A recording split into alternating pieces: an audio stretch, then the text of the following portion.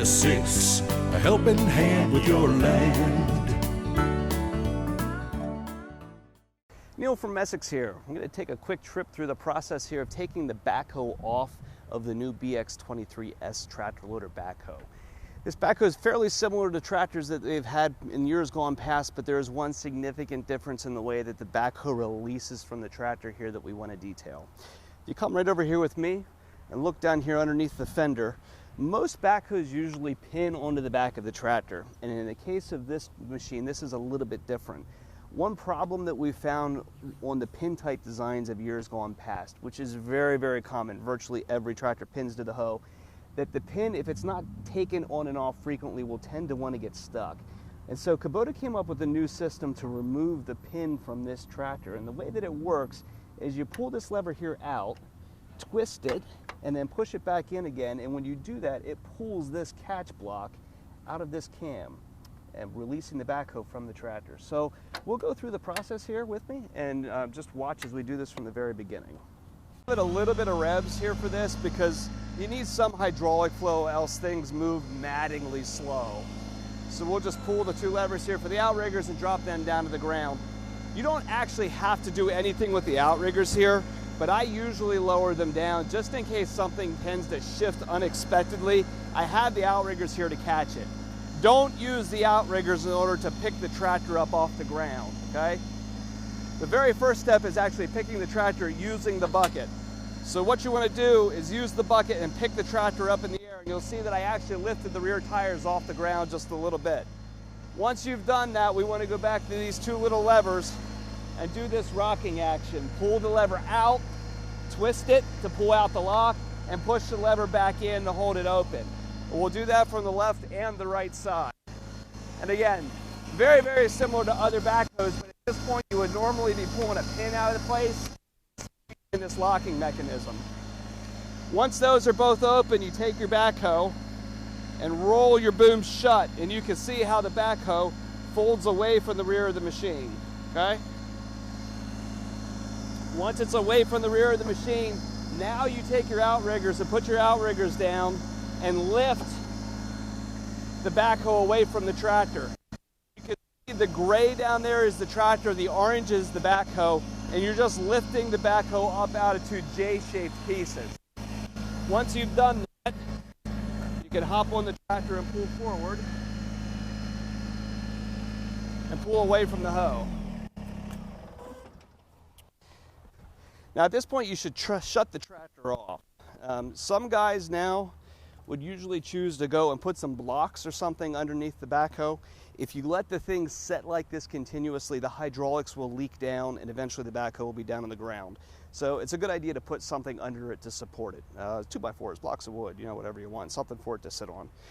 Once you have the thing shut off, there are 3 hydraulic hoses here on the back, and one change that did happen in this backhoe was a change from traditional Pioneer couplers to flat face couplers.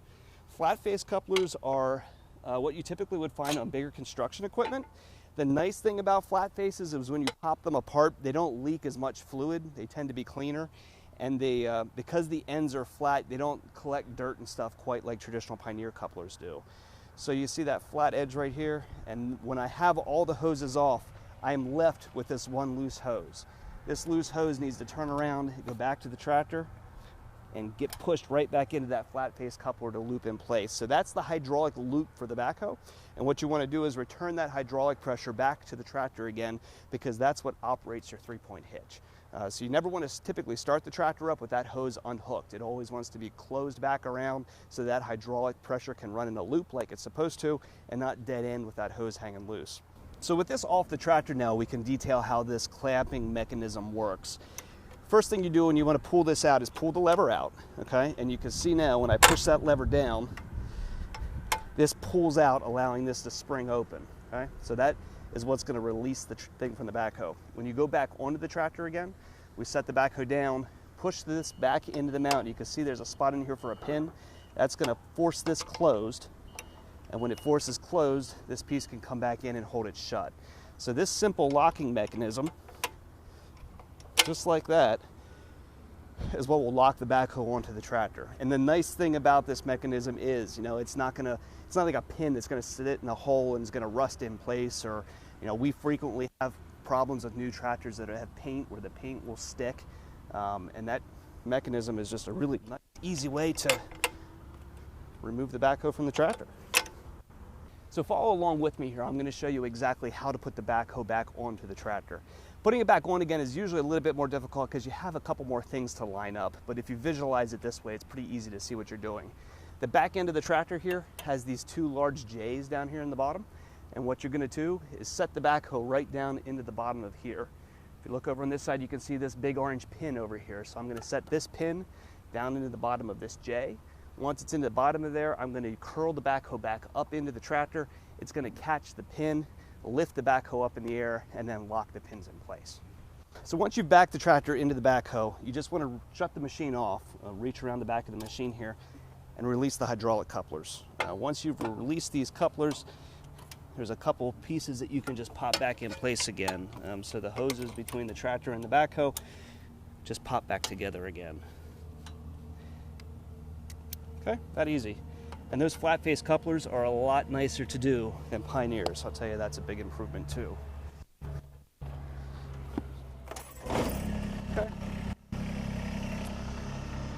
Once you have hydraulic power back to the backhoe, now you're going to manipulate the backhoe in order to get it back on the tractor. So the first thing that I did was reach down here to the outrigger controls and pull them towards me in order to lift the outriggers, and that will set them down into those J's on the back of the tractor. Once they're down in now, I want to take the bucket and push the bucket down, and that's going to stand the backhoe back up into the tractor. So I do that by taking this stick and pushing forward, and it's going to roll back in. My cams are going to come into place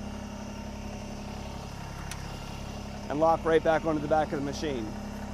And once that's locked, I can raise my outriggers and away I go.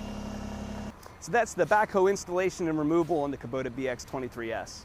If we can help you with a machine like this, give us a call at Messick's. We're available at 800-222-3373 or online at messick's.com.